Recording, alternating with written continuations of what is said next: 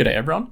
A few weeks back I raced the Enduro State Champs at Green Valleys, and today I'm going to have a look at one of my race runs versus one of the top elite riders. So in the lead up to the race I reached out to Cooper Lowe, and on the day he was able to do a run down stage 2 with my GoPro. I've known Cooper for a few years, he's always at the pointy end of the field, and at this race he finished 3rd overall. So this should be a great way to see where the top riders make up time and where the average riders lose time. Okay, we'll dive into stage 2, which was Dirty South, and I'll break the run up into 4 segments to see if I was losing more or less time in certain parts of the track. Dirty South.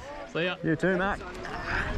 Alright, we'll sync up the sign, and you can see how aggressive he starts out into the first few corners. Pausing here, and he's already made up a few bike lengths on just 5 seconds of track. Into the rocks, and we take a similar line into the tight corner, but he sets up higher and he gets a lot more angle on this bike. Then he takes a better line, getting down into the sport, then hopping back up high. He'll both sneak inside the tree and go around the woods out into the open, but he's using more of the track and he gets pretty close to the Lantana on the inside. Then into the flat left corner, and he's opened it up, he gets more inside on the exit and a lot more angle on his bike.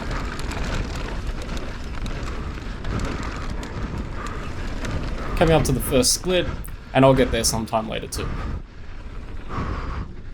So my takeaway from this section is just how fast he started the stage, and he took a few better line choices and getting more angle on his bike in the corners. So syncing up the videos again, and coming off the bridge, I grab some brake, and then we're on similar lines here, but again he's using more of the track, and he gets his handlebars into the Lantana this time. Over this rise, he takes a really nice line getting high into this corner, finishing it early, same into the next berm, and that allows him to get inside close to the tree and carry heaps of speed down the straight. My line is more about making it through the corners, which pushes me wide past the tree and hurts my speed down the straight. Yup! Right, dude! Cooper's on the short climb and he's into the second split, and I'll get there too, but quite a lot later. I lost a fair bit in this bit of track, which I put down to just how well he took pretty much all of the corners and how he carried so much speed onto the straight and onto the punchy climb.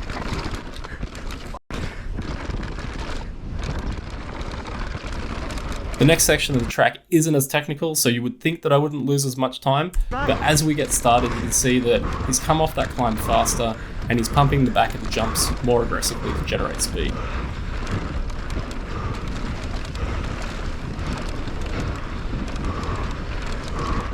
There are a few berms in this section, and he is again leading his bike right over. He's carrying a lot of corner speed, and that's helping his exit speed.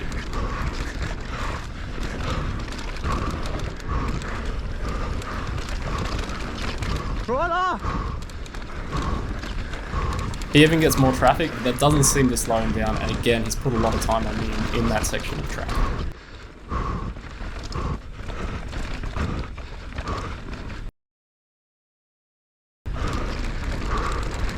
Last segment's the most straightforward, out into the open.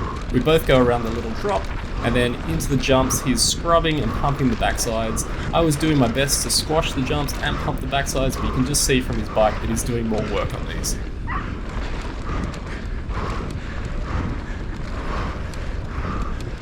Again, he enters the corner high, exits early, and then he'll scrub these last 2 jumps and carry good speed into the finish line. I don't have the skills to scrub the jumps, so I'm squashing them the best I can, but I'm having to manage my speed so it's not the flat land. And unsurprisingly, I don't lose quite as much time in this section because it is the easiest. Okay, so what did I learn? Well, firstly, Cooper's a beast. He put nearly 20 seconds into me, and was nearly 10 seconds faster than the fastest in my category.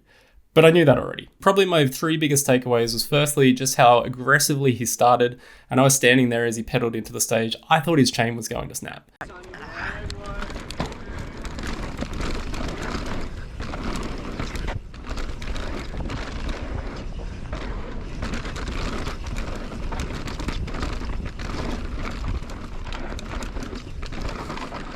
Next was just how much corner speed he carried and how that helped his exit speed in really key sections. And that was most noticeable in the section after the bridge, where he was finishing the corners early and having really good speed down the long straights and up the punchy climb.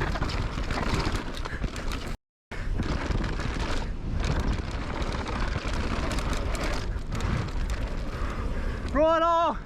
And then finally, I touched on this in my race wrap up, but I think it would be really beneficial to follow some of the faster riders in practice to see what lines they're taking and how they're taking them. In that same section, I could have taken the same lines as Cooper, not as quickly, but that would have saved me some time versus my lines, which were more about just getting through.